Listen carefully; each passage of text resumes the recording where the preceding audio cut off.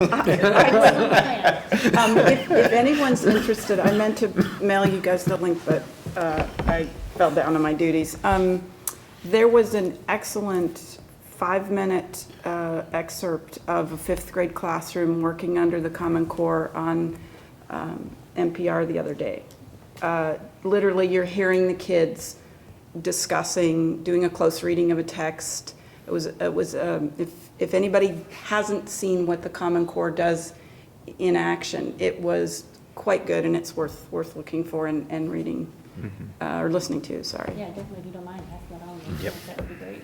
Yeah, it would actually be a good PD piece also for people who aren't familiar with it. Yeah, please send it along. For sure.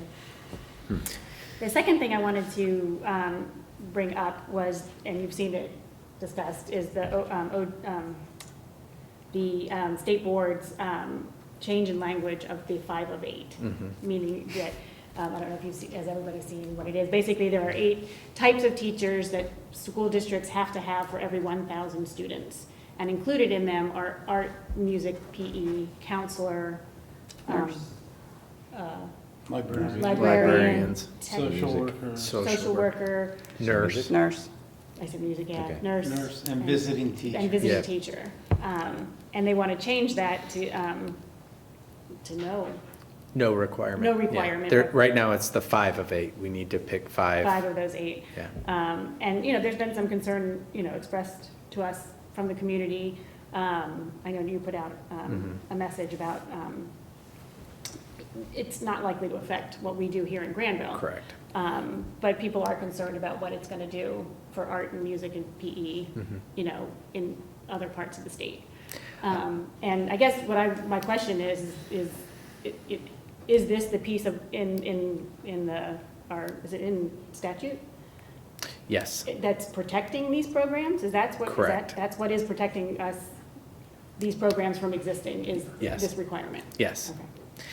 And so I did put out a message to the staff, but I will also be putting out a message to the community on Thursday in the Blue Ace News, just talking about maybe why the State Department is taking this rule change up at this time. A lot of school districts are going through reduction in force, like we've done several years ago, related to financial difficulties. And so I understand that there are at times the need for ultimate flexibility in allocation of staff to protect core instruction. I think this school district, and Granville specifically, has made an effort to prioritize those offerings as a way to create a well-rounded educational system. And so even through our reduction in force, we tried to prioritize some of those positions because they add value to the educational experience to our students. We will continue to support having that type of offering and those positions as long as we can continue to stay financially viable and have 5-year forecasts like the one that Mr. Sobel presented last month. And we recognize the importance of those programs on the educational experience for our kids. Is the trade-off between those kinds of programs and core instruction? Or, Sometimes. Or could... It depends on the context, but sometimes. So could those things be sacrificed for, I don't know, extracurricular activities? Like, so they hold on to extracurriculars and get rid of art and music? That could happen. That could The happen. whole auspice is to give local control, and that is Correct. an umbrella for many interpretations. Right. So, that's why. It is, and I think you bring up a good point, because we have said, give us local control at times. That's the challenge. I think, my personal orientation, and you pay for my opinion, is that we were not really given a lot of forewarning that the state board was going to take up this rule change. It kind of came out of the blue, and honestly, we were at OSBA when conversations started happening, and all of us were starting to get text messages or communications from people outside of the educational world looking in. So I think from a process perspective, it was less than desirable in a way of communicating about any potential rule change. So, do you want to add anything, Mike? I get mostly just about the, the question is why they're taking it up at this point. The state rulemaking requirements is that every state department has to review all of their rules every 5 years. And this is the year for ODE. And so they are required to review all of the rules that they have. And so as part of that rulemaking, the rule review that they're required to do under state law, they have, I don't think it's that they decided, well, let's do the 5 of 8 this year. It's more, it's part of the regular process that departments at the state level have to go through, that's kind of the why they're looking at it this year as opposed to next year or last year, because this is their year. But they could also look at it and choose not to change it, so. And I would say probably 95% of the time when a state department goes through the rule review, 90% of the rules, they'll say, yep. Right, And check, just- check. Yeah, and just like that rule like it is and move on. Any other rule changes we should know about that are on the horizon? I mean, they might let us know. We'll about try it and now. find out for you. Right. That was It's the interesting if they're one- going through this. Yeah. That was the one that hit hands. so to speak. Right. And it's to be voted on in December, at the December meeting, because it passed out of committee. It was approved by committee. Correct. After several people walked out at a meeting. Anyway, and then there's lots of education legislation sort of being proposed post-election. House Bill 228 was a bill that dealt with school funding, but the committee removed all of the provisions in the previous bill and replaced them with lots of other things. So I don't necessarily want to go through all of them, but some of it has to do with doing an assessment of what would it cost the state to operate, paying either $1,000 per pupil or the amount computed for the district for the fiscal year 13. So that's like a state, that's like It's a minimum it's a minimum funding sort This of is being, report. this is being driven by Olentangy Yeah, because they're, because they The get cap. about $600 per pupil. oh, so it's not a cap issue or a guarantee issue, it's a, It's a minimum funding. Basically, it's an issue that says that no school district in the state can get less money per pupil from the state than a private school does. yeah. The bill also contains some issues around testing. It's been in the paper also, that limits testing to no more than 4 hours per year per subject and grade level. And then there are some exclusions for what that would, what tests would be included in that total.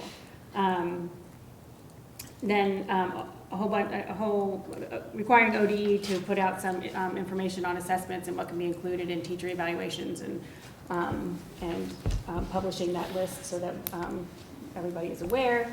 To do a survey of the capacity and readiness of each school district for online assessments and reporting that back to ODE no later than June of the 15th. And I think another piece is, and of course, examination. And I think this was brought up by Jeff and Ryan about adding biology exam as an end of course exam, not just a physical science exam, because that would have been a step back for our district and Correct. In terms of what our students take. And Mike, you had talked about this a little bit with us when I was about the student attendance reporting. Yeah, that's House Bill 343, which from the sounds of it is going to be the education Christmas tree bill that goes through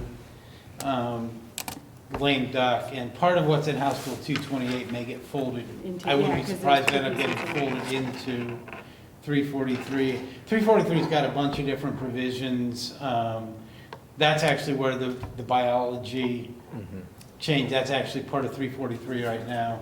Oh, it is, I'm sorry, you're right. Yeah, there are provisions in 343 altering the new rules on attendance and measuring, hours, they move from days to hours on student attendance.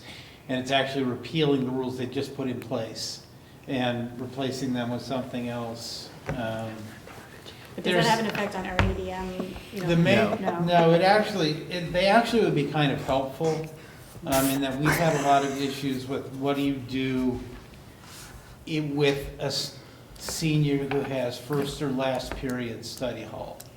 Is that a full-time student? Because if they're allowed to leave or come in late, they're not required to go to the study hall. Is that a full-time student or is that not a full-time student? And that does affect our ADM because then do you get funding for that being a full-time student or not? And the 343 would change the definition of that to something that's logical.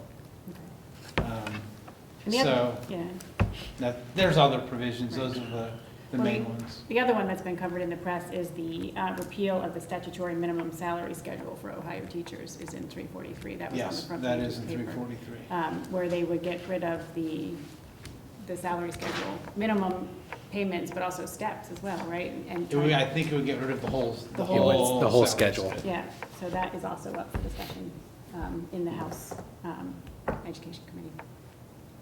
So, Yeah, it's a lame duck session. Yeah. And so I think what you heard from Mike is accurate, that 343 is going to be the vehicle for things to get accomplished in lame duck. Yeah. Probably anything that's education with the exception of what's in 597. right. Yeah, that'll probably stay on its own, but anything else that's going to get through lame duck is probably going to end up in 343. But right now, it's still just in the House Correct. Education Committee. It's on the education, it yeah, the hasn't been voted education out yet? committee. No, they just accepted the substitute version late last week. And that's all I have. Okay. Action So agenda? that takes us to the action agenda. 10.01 is the approval of the Science Olympiad Club at the middle school. Don't take that as a move. Yeah,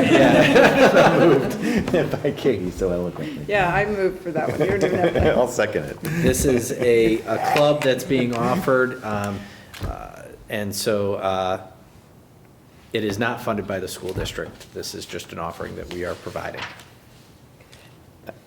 I know that there's not a supplemental for this, but Mhm. just a point for the future, it's a huge amount of work for the advisor who does this, so I would like to support that as a future possibility. Okay. And again, it's a new club. We'll see how it evolves, but we tend to look at things on a regular basis to see what potentially needs the support of a supplemental or not. Does this annually. include sixth graders since they're part sort of the middle school? No. This is 7th and 8th. Do we know, they had informational sessions last Thursday and Friday. Do we know what the turnout was? Do we know what the turnout was, Lisa, for the informational session? Yeah, he had 2 meetings Yeah. last week. I actually emailed him over the weekend, as we were supposed to talk about it today when we Okay. didn't have school. I wanted to hear how it was going. Yeah. I got there, Wendy went to one of them, and there probably were a dozen kids there or something like that. And I think they need a pretty significant number of kids to cover all the different Yeah, it's events a and so lot forth. of So it's a big activities. project and a program, right? And from my sense of the parents that were there, parents are more than happy to support this financially if needed, because it's just a fantastic project. But I second your thoughts about whether, any support that we can give as a district, I think is great, because this is a really wonderful extracurricular program. And the thing that's neat is, well, I don't know, my experience with it, the materials were provided by the school. So we didn't have any financial obligation beyond whatever my son wanted to embellish his assignment within the rules, of course. But I don't know, that might be something that has to be considered take too a in the look at that. future. My sense of what makes these also successful is community members or others contributing as coaches and mentors and things like that. And I think there's started to be a call a little bit out to that. A lot of parent volunteers, I yeah. think we should kind of reinforce that because there's so many great people in our community that have special skills in all different kinds of sciences and things that this covers, that the more connections we can make there, the more success the kids are going to have with this and the more fun they're going to have with it and the better it'll go. So it's a great program. Yes. Did we have a motion in a second? Yes, we do. Okay, all right. I didn't know that we were taking hand gestures at this point, but I get it. At least a polite one, right? Little unusual. Take your roll, please, Mike. Dr. Rentel, Aye. Mr. Miller. Aye. Mr. Janice. Hi. Dr. Corman. Aye. Thank you very We much. had no idea this was going to be entertainment. did we? I know. All right, the next item is the second reading and approval of the Board of Education Board policies. You see the laundry list of items, couple of highlights. This does We need a include, motion first. Yes. before we discuss? thank you. So moved. Second. Okay, thank you. Thank you, Jen. I appreciate that. I was just going to keep rolling. We have the policy for the epinephrine administration, so we will be moving forward with that. You heard a little bit of community support for that at the last board meeting. We have some graduation requirements. We have some evaluation of staff changes and third grade reading guarantee changes as well, again. So all of those are embedded in that list. Any questions? No. Yeah, we discussed last meeting. Yes. Yep, take your roll, please. Mr. Janice. Aye. Dr. Rentel. Aye. Mr. Miller. Aye. Dr. Corman. Aye. Thank you. Just so you know, those will now go, once approved, they go to OSBA and they are populated on the board section on the website, so that it is a searchable engine. So if a person wants to try and find out what board policy states, it is available on the website. The next item is 10.03, the approval of the resolution for the purchase of school buses. We are looking to lease purchase 2 buses, an 84-passenger and a 71-passenger bus to replace. 77 passenger to replace some of our older fleet. So moved. Second. Questions? No. Take your roll, This- Mike. Oh, sorry. This is not coming out of the NGCA, right? No. No. This is out of the permanent improvement fund. Yeah, we're doing a lease purchase, paying for it over, in 4 installments, 1 up front and 3. The interest rate is actually so low that the amount we're gonna pay in financing is probably less than if we bought the one this year, one next year. The one next year, we probably have enough of a price increase that'd be more than the interest we would pay on the lease and doing it, which is why we've chosen to do it this way, because it also lets us, we have 2 buses that are very high mileage, and will let us, the 77-passenger bus actually will be here on December 1st. The 84-passenger actually has to be built to specs, that may be several months down the road. What happens to your old one? The one we're replacing? One, I think, is going, the 84, I think, is going to be held as a reserve bus. The 77, I think we're going to scrap, but I'm not positive Yeah. about that. That's accurate. Take your roll, please. Dr. Rentel. Aye. Mr. Janice. Aye. Mr. Miller. Aye. Dr. Corman. Aye. Thank you. 10.04 are 2 leaves of, unpaid leaves of absence. So moved. Second. Standard leaves. Standard leaves. Yep. Okay, take your roll, please. Mr. Janice. Aye. Dr. Rentel. Aye. Mr. Miller. Aye. Dr. Corman. Aye. Thank you. We have another group of leave of absence, 10.05, for an elementary teacher. So moved. Second. Any questions? No? Take the roll, please. Dr. Rentel. Aye. Mr. Janice. Aye. Mr. Miller. Aye. Dr. Cornman. Aye. Thank you. All right, the next item is 10.06. It's the resolution to approve our cafeteria plan for flexible spending accounts and dependent care flexible spending accounts. So moved. Second? Any questions? Take the roll, please. Mr. Janice. Aye. Dr. Rentel. Aye. Mr. Miller. Aye. Dr. Cornman. Aye. All right, the next item is related to our earlier commendation, so Motion to accept the lead wrestling wall. So moved with appreciation. Second? all right, so I'll talk a little bit about that. That group fundraised about $60,000 to not only create the wall, but also put mats on the inside and padding for the wall and the electrical to be up to code. So I think it's an example of a district enhancement that was, you know, a need was viewed by this group of community members, and they were very intentional about taking active action to correct it. So we appreciate very much their fundraising efforts and their ability to work with the district to meet this need. That's great. Take the roll. Mr. Janice. Aye. Dr. Rentel. Aye. Mr. Miller. Aye. Dr. Cornman. Aye. And the consent agenda, 11.01A through C, 6. So moved. Second. Okay. And what I would like to do is highlight all of the donations and gifts.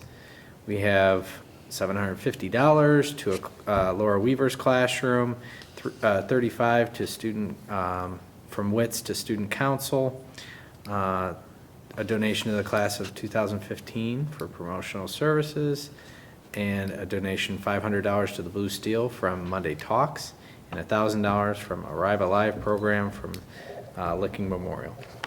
So, all great things from community members. We appreciate that. And then I'd like to highlight the retirement at the end of the year of Denise Saferno. Denise has been in a part-time capacity this year as a intervention teacher or literacy support person at the elementary.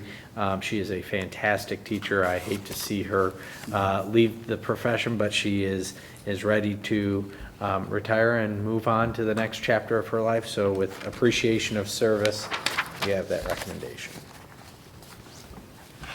End of an era. Yeah. How long has she been here? I knew you were going to ask that. I think 11 years here. She here. came from Dublin. Okay. Yep. Any other questions or comments? Take the roll, please. Mr. Miller. Aye. Mr. Janice. Aye. Dr. Rentel. Aye. Dr. Cornman. Aye. Okay. Finances? Okay. Get a motion for the financial report. So moved. Second. I will make up for my short presentation earlier. I'm With- sorry. What? No, her enthusiasm Oh. was Just I will like for the make it- science Wait, We're Yeah. excited. We've done, it took 2 hours to get to 8:30. We've done the rest of the meeting in like 17 I know. minutes. So, I will make you up for my short yeah. presentation earlier with a long. oh, why did I speak? Yes.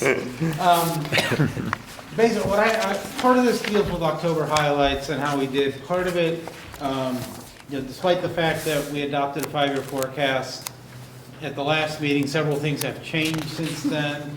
We have gotten new information that was not available to us, and we're going to kind of talk through the implications of what that means for the enrollment forecast, our valuations, and our state aid.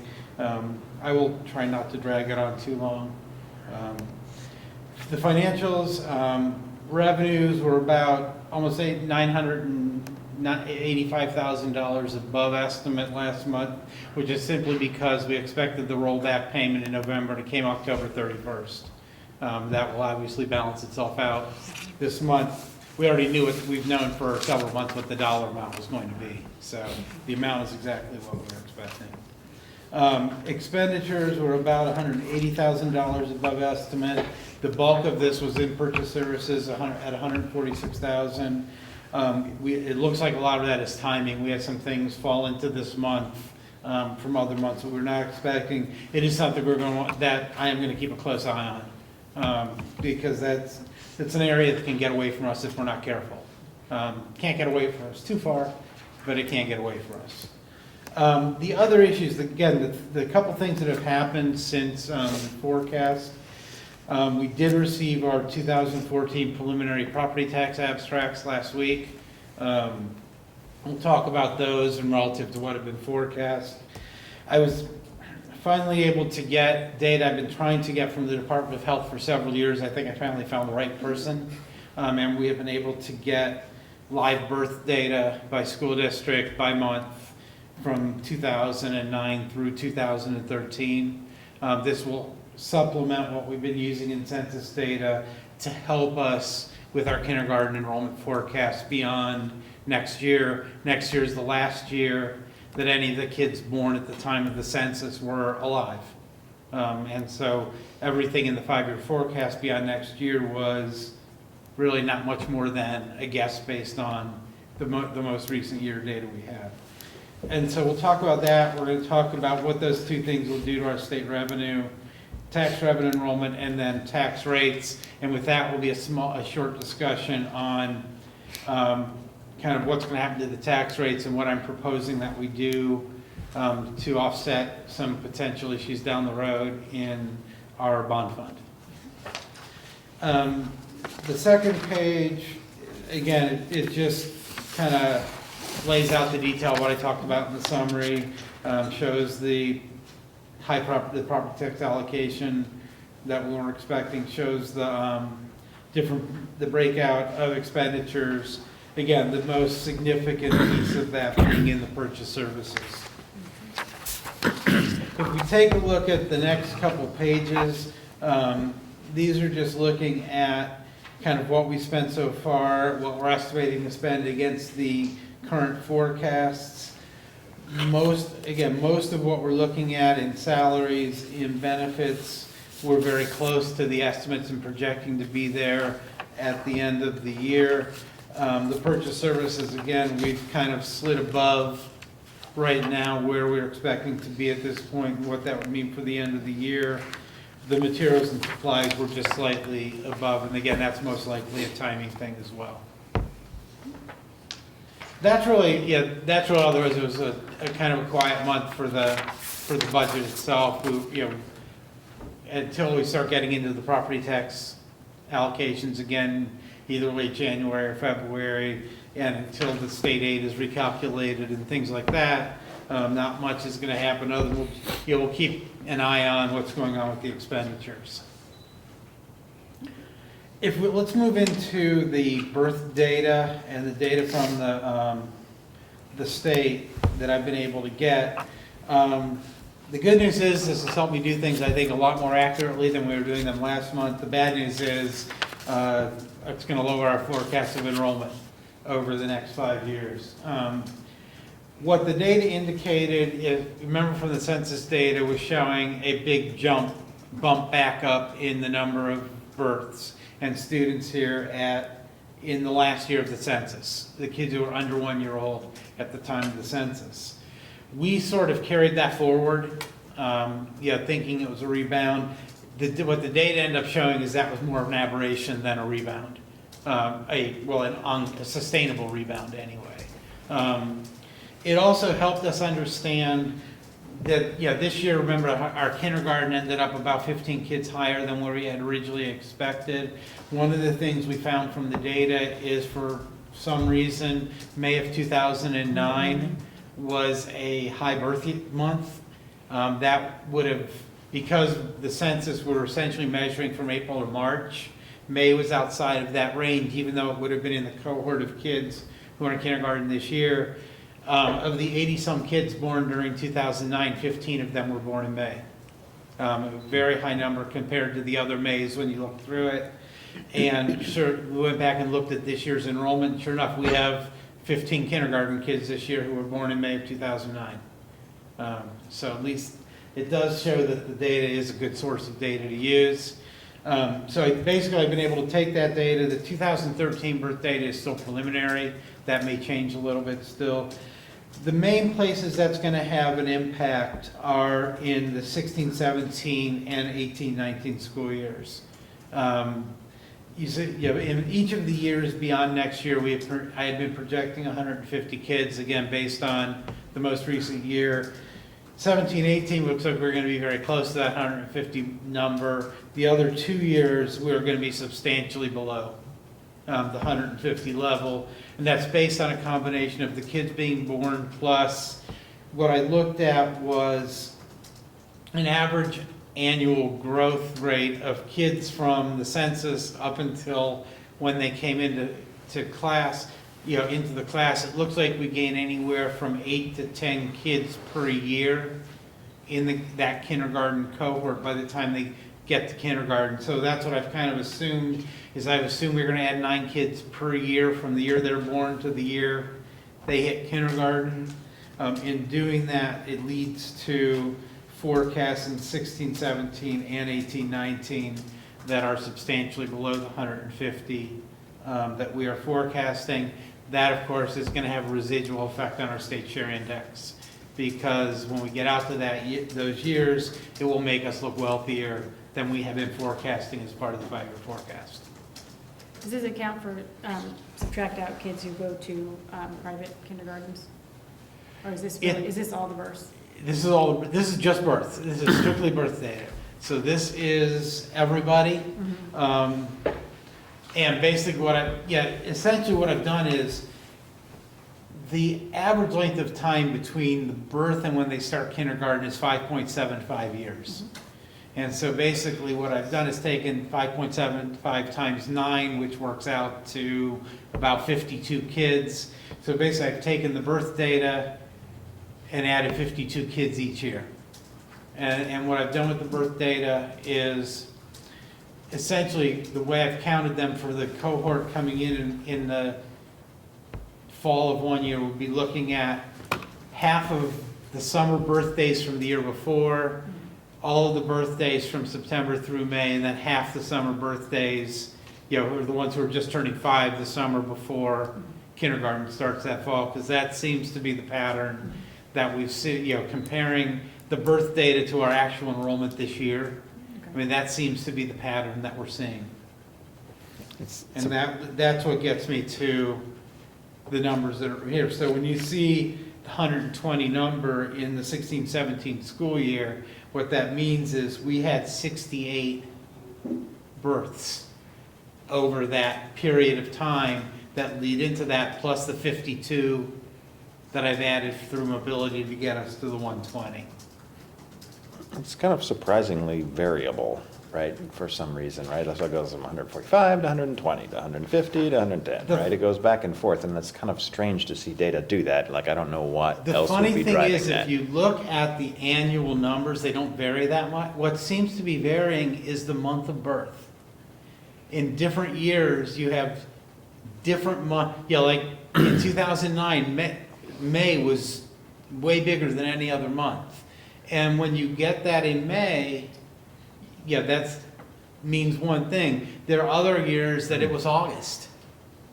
And when you get that in August, it's throwing kids into a different cohort. And that's what when you look at the actual numbers of births by year over the 4-year period, they varied between 70 and 80 every year.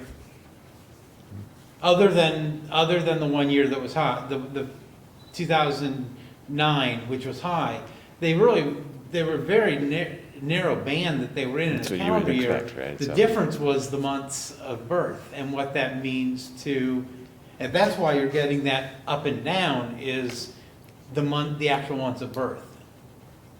Our enrollment cutoff is end of September? October 1. No. August 1. August 1. Oh, No, no. Is it? It's September. September? Yeah. September 1? Yeah. September 1. Yeah. And Well, so, and but, also the trend is people are keeping their kids out of kindergarten longer. but Thomas, that's what's causing that up and down is the distribution of the data, not the aggregate when you look at it by year. There's some very strange patterns in there. That's When going to be you- really confusing for people when we kind of come up with an enrollment update, and I'm not sure how to get our arms around it. Like, we're struggling with like what the financial implications of different enrollment is, and then now we're figuring out what the enrollment is going back and forth, and you're trying to like predict something that we're using the best data available, and I'm gonna Right. really Yeah, impressed with the Kindergarten is tools. always the X factor when you're doing enrollment. But it's still Everything just else is really just hard to know, mobility. right? Mobility might also be, for some reason, lumpy like this, right? Because there's gonna be a development of some sort, or there's gonna be something or other come in or Yeah. not, or whatever, right? Ugh. I don't know, how do we communicate better? What do we, like, what's the forward-facing thing that we say as a result of this data? So is this Not a confuse tipping people point more. in terms of 30 and 37 with the level of how much wealthier and therefore how the state aid changes? Is it significant, or is it just that there's a change? No, it's significant. Yeah, that difference is probably a couple $100,000 in that year. The changes from, losing 30 kids. It's not an insignificant amount of money. Remember, you have to put this in context. This is in a 5-year forecast. A lot of things can Right, change, right. and that's why you update it twice a year. So this is newer data than we've ever had, Yeah. and it's honestly data that is very advantageous to us to kind of look at what are the fluctuations that are possible, because in this current funding formula, we are so contingent upon enrollment and fluctuation. So it's better to have an understanding of it now and potentially think about ways to adjust our financial forecast if necessary. I think you're also going to hear, some things that have happened that mitigate some of that fluctuation from a loss perspective. So, I think it's important to keep in context. It is data. We're looking at it.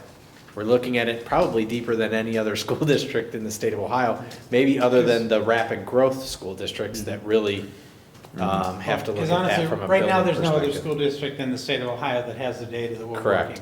working with. Yeah. So it does give us some. Are you going to be plugging this into your modeling for your, Absolutely. no, for also the support you give to other districts? Yep. Yeah, we will use this data to supplement the census data. Okay, as Jeff said, let's move on to the next piece, because the next piece actually helps us relative to the last piece. The next piece, as I said, we got our preliminary property valuation abstracts. On the whole, the forecast that I did for October, the actual value, total valuation is only 0.2% off from the valuations that I had been forecasting. We ended up about $900,000 in total value above where we had been out of $441 million, which is, I think, not a bad forecast. The two things I would note, though, with this is the agricultural value was about $1.1 million less than what I forecast. I've been forecasting about a 25% increase in ag values, and the actual increase was closer to 20 than 25. That piece of it does not affect our revenues, because that's affecting the change in the tax rate to adjust values. On the other hand, our commercial is $2.4 million ahead of what I forecast, and that is solely because the amount of value that came off the TIF, or most of that, the amount of value that came off the TIF was about $1.8 million higher than what I had been anticipating in the forecast. That is new money to us, because that's new construction. the $2.4 million is worth about $100,000 a year to us in additional revenue, and that's offsetting some of the potential losses that we're looking at over on the other side from the reforecast of the kindergarten enrollment in those 2 years. So again, it's a little bit better position to be in than where we were, and it is, and we'll see in the last page when we get to the bottom line of the forecast, they're doing a pretty good job of offsetting each other as far as keeping us where we want to be. Questions about the valuations? Okay, the next piece of this, before we get into the bottom line, is, we have had discussions about what the change primarily in farm values we're going to do to our tax rates, and also discussions about what's going on with our bond millage rates. If you remember back in 2010, the then county auditor essentially forced a 2 mil reduction in the bond rates that we were charging on both our debt and the library's debt.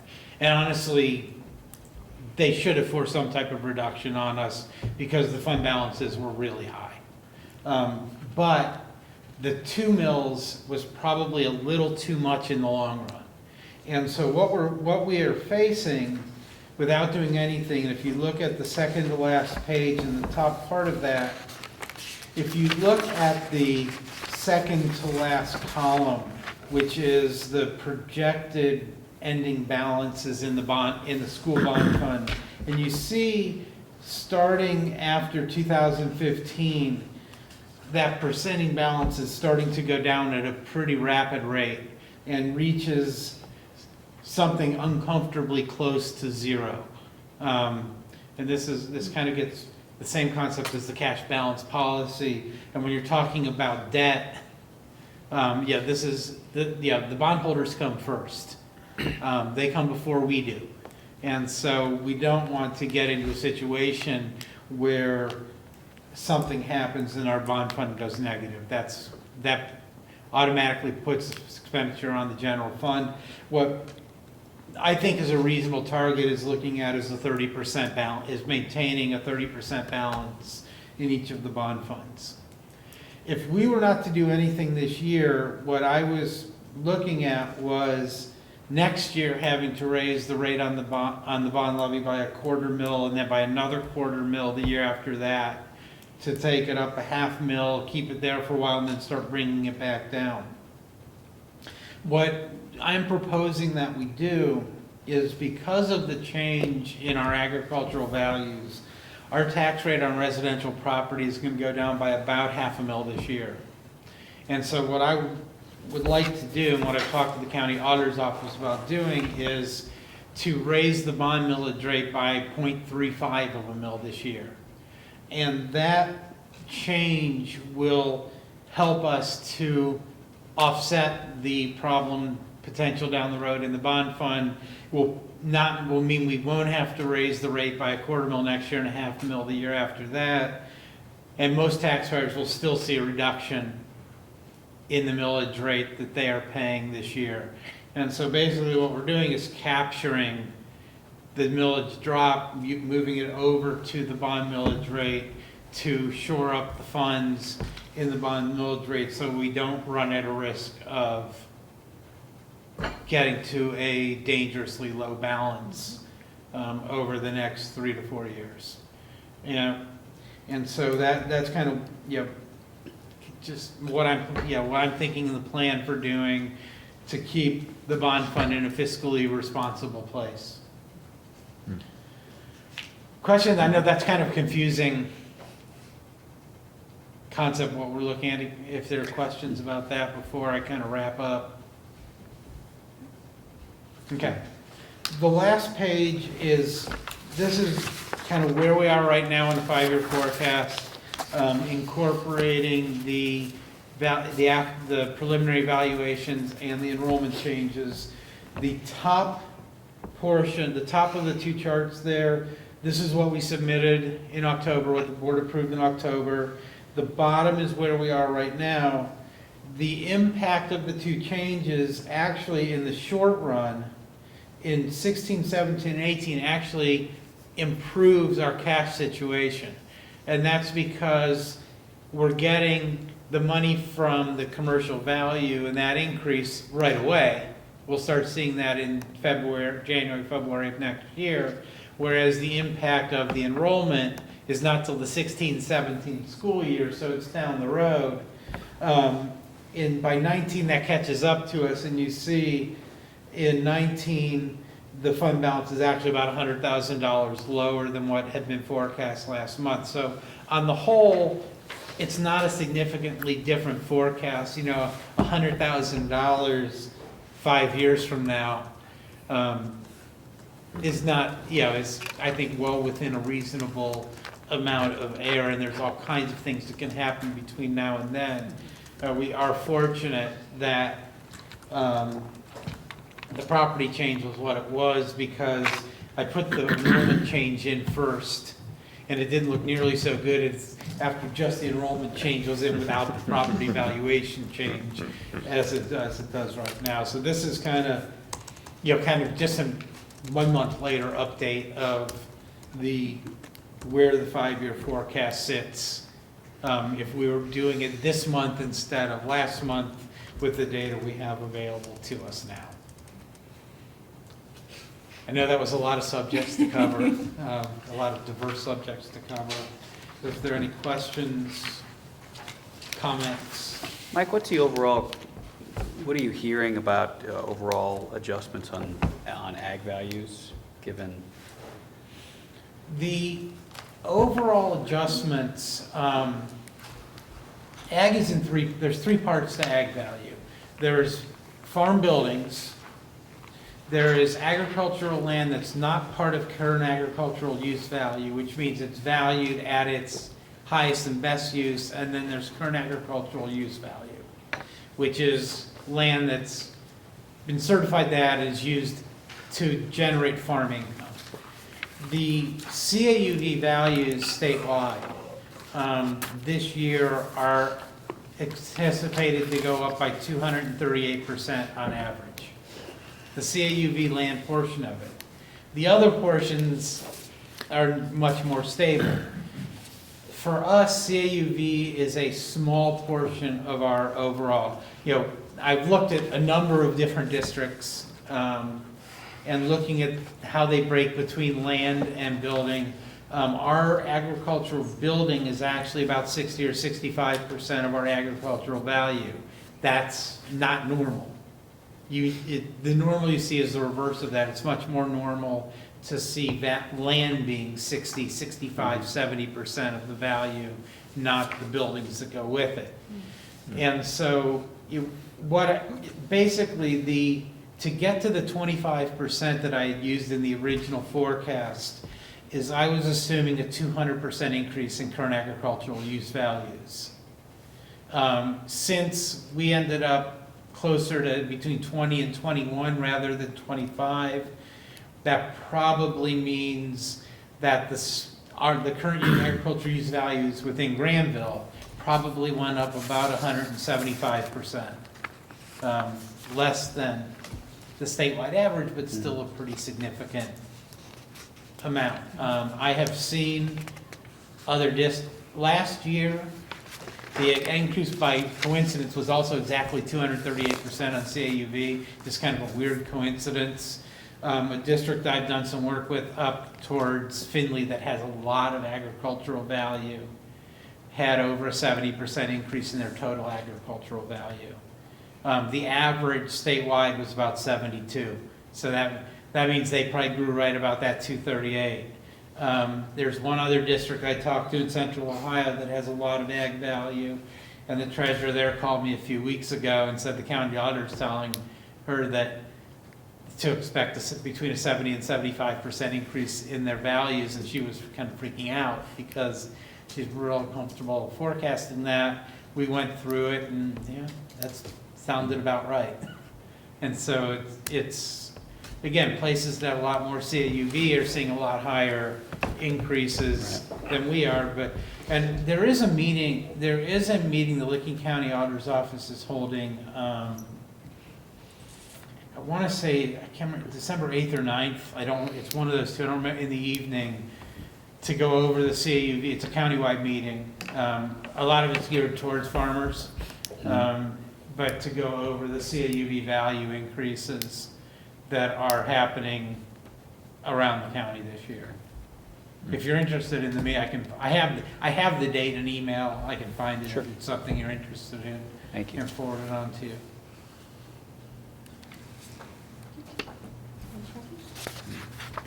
Take roll. Dr. Rentel, Aye. Mr. Janice, Aye. Mr. Miller, Aye. Dr. Corman. Aye. Thank you.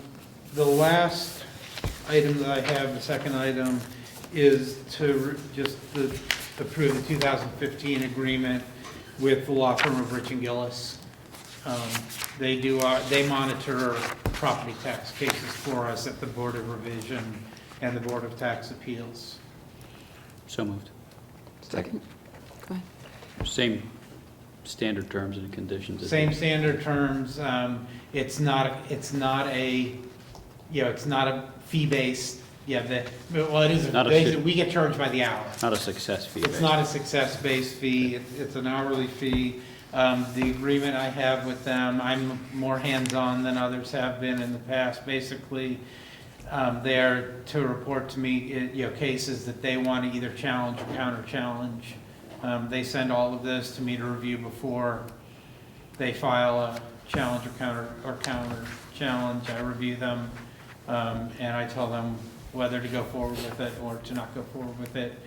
It's something, it's time-consuming to track this. We do normally, every year have gotten a return, basically what they have done and the amount of tax revenue either generated or saved by their actions has more than covered the amount that we're paying them to monitor on our behalf. So they do a nice job. I obviously remember a couple years ago, they did a really nice job with helping us navigate through Cherry Valley and that whole mess.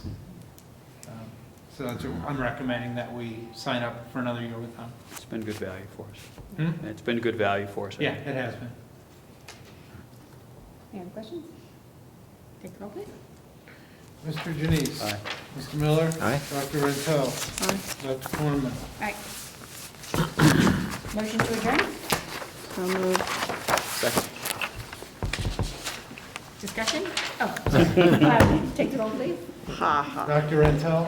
Aye. Mr. Janice. Aye. Mr. Miller. Aye. Dr. Corman. Aye. Don't hit the door too fast.